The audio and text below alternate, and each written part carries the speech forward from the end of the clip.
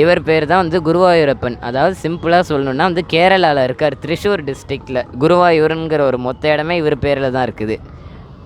இவரோட ஹிஸ்ட்ரி பார்த்தோன்னா வந்து 5000 இயர்ஸ்க்கு முன்னாடி போகும். சிம்பிளாக சொல்லணுன்னா பிரஷ்மி சுதபஸ்னு 2 பேர் இருந்தாங்க ஆதி யுகத்தில். அவங்க வந்து குழந்தையே இல்லைன்னு பெருமாளை வேண்டி கும்பிட்டுட்டு இருந்தாங்க. அந்த அம்மா என்ன பண்ணாங்க, 12 நாள் விரதம் இருந்தாங்க பெருமாளை வேண்டி. 13வது நாள் பெருமாளே ஆனந்தம் விட்டு கிளம்பி வந்துட்டார் இந்த அம்மாவை பார்க்குறதுக்காக.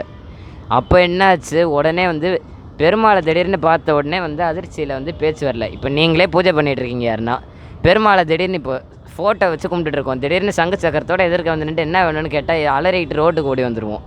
ஏதோ ஒன்று உள்ளேருந்து ஓடி வந்துருச்சுன்னு போவோம் கேட்டால்.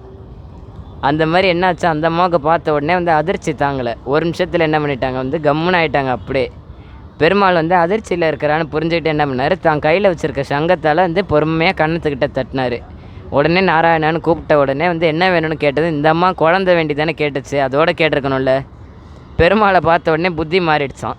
என்ன பண்ணுச்சு இந்த அம்மா, வந்து நீயே குழந்தையா பிறக்கணும்னு ஒரு வாட்டி இல்லாமல் 3 வாட்டி கேட்டுட்டா. 4வது வாட்டி கேட்கறதுக்குலாம் பெருமாளே நடுங்கி போயிட்டார். என்ன பண்ணிட்டார், கையை பிடிச்சிட்டாரு. நான் ஏன் உன்னை பேச வச்சேன்னு இப்போ வருத்தமாக இருக்குது. நான் பாட்டுக்கு குழந்தைய கொடுத்துட்டு போயிருக்கலாம், நீ வேறு 3 வாட்டி கேட்டுட்ட. அதனால் உனக்கு 3 வாட்டி மகனாக பிறக்க கடமைப்பட்டிருக்கேன்னு சொல்லி என்ன பண்ணிட்டாரு, அந்த 3 பிறவி அடுத்தடுத்த பிறவியில் வந்து அவங்களுக்கே மகனாக பிறந்தார். பிரஷ்மி சுதபசன் இருக்கும்போது வந்து பிரஷ்மி கர்ப்பன்கிற பேரோட பிறந்தார். அதே தம்பதி வந்து அடுத்த யுகத்தில் வந்து அதிதி காஷ்யபராக இருக்கும்போது வாமனனாக பிறந்தார். 3வது வந்து வாசுதேவர் தேவகியாக இருக்கும்போது வந்து ஸ்ரீ கிருஷ்ணனாக பிறந்தார். ஆவணி மாதம் ரோஹிணி நட்சத்திரம் அஷ்டமி திதி நட்ட நடு ராத்திரியில் வந்து 12 மணிக்கிட்ட வந்து பிறந்தது சிறைச்சாலையில். 3 பிறவிலையும் அவர் வச்ச அந்த சிலையை வந்து அவரே வந்து வச்சு கும்பிட்ற அளவுக்கு புண்ணியம் பண்ணியிருக்காரு.